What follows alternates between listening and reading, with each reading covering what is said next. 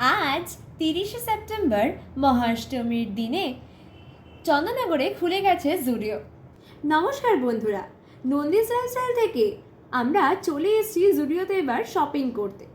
এবার তোমাদের বলি যে এখানে গ্রাউন্ড ফ্লোর এবং ফার্স্ট ফ্লোরটা উমেন সেকশন রেখেছে এবং মেন্স কালেকশনটা রেখেছে সেকেন্ড ফ্লোরেতে। এখানে রিজনেবল প্রাইসে ভালো স্টক আছে, তো তোমরা এখানে একটু ঘুরে যেতে পারো এদের কালেকশনটা দেখার জন্য।